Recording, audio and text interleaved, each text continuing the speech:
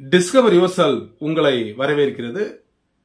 இன்னைக்கு நம்மளுடைய discover your self சேனல்ல ஒரு வெற்றிக்கு தேவையான ஒரு 3 முக்கியமான விஷயங்களை பத்தி நம்ம இப்ப பேச போறோம். ஒன்னு பிளானிங், ரெண்டாவது எக்ஸிகியூஷன், அண்ட் மூணாவது ஒரு கான்சைஸ் அண்ட் கண்டினியூஸ் ஃபாலோ. இந்த 3 விஷயங்கள் இருந்தால் மட்டுமே நம்ம ஜெயிக்க முடியும். ஃபர்ஸ்ட் பாத்தீங்க அப்படின்னு சொன்னா ஒரு நல்ல ஒரு பிளானிங் வேணும். அந்த பிளான் பண்ணதை நல்லா எக்ஸிக்யூட் பண்ணணும். அடுத்து தொடர்ச்சியாக அதனுடைய ஃபாலோ அப் இருக்கணும். இது எல்லா விஷயத்துக்கும் இது பொருந்துங்க. ஸோ எஸ்பெஷலி நம்மளுடைய பிஜி டிஆர்பிக்கும் அதுதான். இப்போ பார்த்தீங்கன்னா சிலபஸ் நமக்கு 1க்கு 3 டபுள் ஆயிடுச்சு. ஸோ அந்த டபுள் அப்படின்றதுக்கு ஒரு முறையான திட்டமிடுதல் கண்டிப்பாக அனைத்து சப்ஜெக்ட்ஸ் அந்த நண்பர்களுக்கும் தேவை. அந்த பிளானிங் வச்சுக்கோங்க.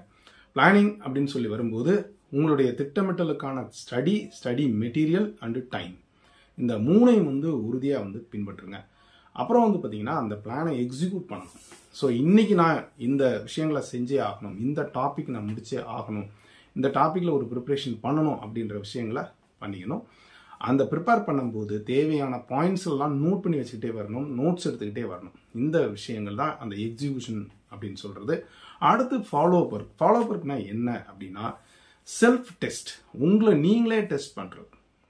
So you are a teacher, you have to prepare questions, you have to prepare a complicated questions, you have to prepare a very critical questions, and once you prepared and afterwards you can test on the test. அந்த டெஸ்ட்டை நீங்களே என்னது preparation பண்றது.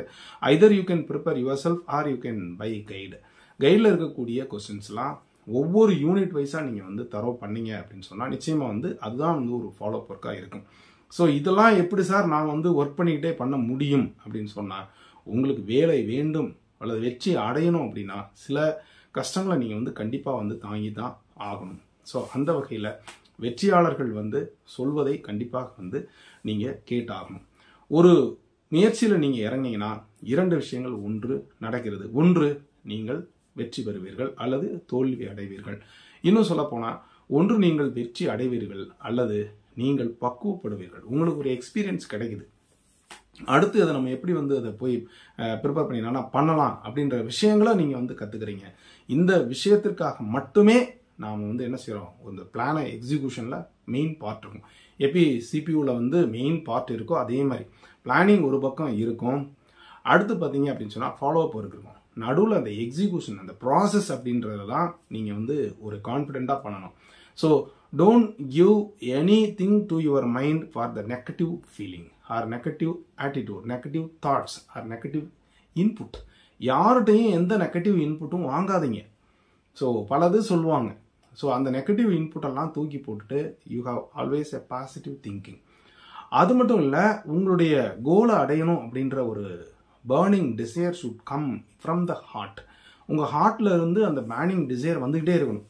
நான் ஜெயிச்சே ஆகணும் அப்படின்ற ஒரு வெறி உங்க கையில இருக்கணும்.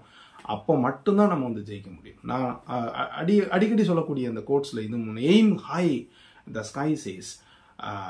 அதாவது வானத்தை தொட வேண்டும். வானம்ன்றது தெரியும் உங்களுக்கே, ஒரு அண்ட வெளியில அது போய்கிட்டே இருக்கக்கூடியது. இதுக்குன்னு ஒரு லிமிட்டே கிடையாது. நான் அங்க போகணும் அப்படின்னு நினைச்சா தான் அட்லீஸ்ட் எவரெஸ்ட் பீக் மட்டும் நம்ம அடைய முடியும். அப்போ நம்மளுடைய எண்ணங்கள் விரி சிந்தனையாக இருக்கணும், டைவர்சிஃபைடு திங்கிங்கா இருக்கணும், ஒரு பரந்த எல்லையோட இருக்கணும், ப்ரிப்பரேஷனும் அந்த மாதிரி இருக்கணும். அப்போ மட்டும்தான் நம்ம கண்டிப்பா ஜெயிக்க முடியும். அந்த ஜெயிப்பதற்கு தேவையான விஷயங்கள் அப்படின்னு எடுத்துக்கிட்டீங்கன்னா நிச்சயமா உங்களுடைய பிளானிங்ல மெட்டீரியல்ஸ் கண்டிப்பாக வந்துடும். நல்ல பிளானிங். அடுத்து அந்த மெட்டீரியல் எப்படி உபயோகப்படுத்துறோம் அப்படின்றதான் நான் சொல்லக்கூடிய அந்த ப்ராசஸ். அடுத்து பார்த்தீங்கன்னா ஃபாலோ அப் ஒர்க். அந்த ஃபாலோ அப் ஒர்க் டெஸ்ட். இந்த 3ஐயும் பார்த்தீங்க அப்படின்னா எந்த இன்ஸ்டிடியூட் அல்லது எந்த ஒரு ட்ரைனிங் ஆர்கனைசேஷன் தருதோ அவங்க பார்த்தீங்கன்னா கரெக்டாக இருப்பாங்க. ஒரு நல்ல மெட்டீரியல், அப்புறம் ஒரு நல்ல டீச்சிங், அதை புரிய வைக்கிற மாதிரி ஒரு டீச்சிங், அடுத்து ஒரு டெஸ்ட். இந்த 3ஐயும் சேர்த்து எங்கே கிடைக்குதோ அதை நீங்கள் ஃபாலோ பண்ணுங்க. காமர்ஸுக்கான கிளாஸஸ் ஆரம்பிக்கிறதா சொல்லியிருக்கோம், பொங்கல் முடிஞ்சிட்டு. ஸோ வேணுங்கிறவங்க கீழே இருக்கிற நம்பருக்கு தொடர்பு கொண்டு நீங்கள் கேட்டுக்குங்க. அதே மாதிரி மெட்டீரியல் அவைலபிளாக இருக்குது. மெட்டீரியல் வேணுங்கிறவங்களும் கீழே தர நம்பருக்கு தொடர்பு கொண்டு வாங்கிக்கலாம். It is available in both medium. அதே மாதிரி அனைத்து சப்ஜெக்ட்ஸ் அந்த நண்பர்களுக்குமான எஜுகேஷன் சைக்காலஜி மற்றும் ஜிகேக்கான மெட்டீரியல் அவைலபிளாக இருக்குது இன் போத் மீடியம். ஸோ அதுவும் நீங்கள் கேட்டு வாங்கிக்கலாம். எப்போ டிஆர்பி வரும் அப்படின்ற ஒரு உத்வேகம் நமக்கு எல்லாருமே இருக்குது. 2 வருடங்களாக வந்து ஒரு டிசப்பாயின்மெண்ட் உங்கள் மைண்டில் இருந்துக்கிட்டே இருக்குது. அது இல்லைன்னு சொல்லலை.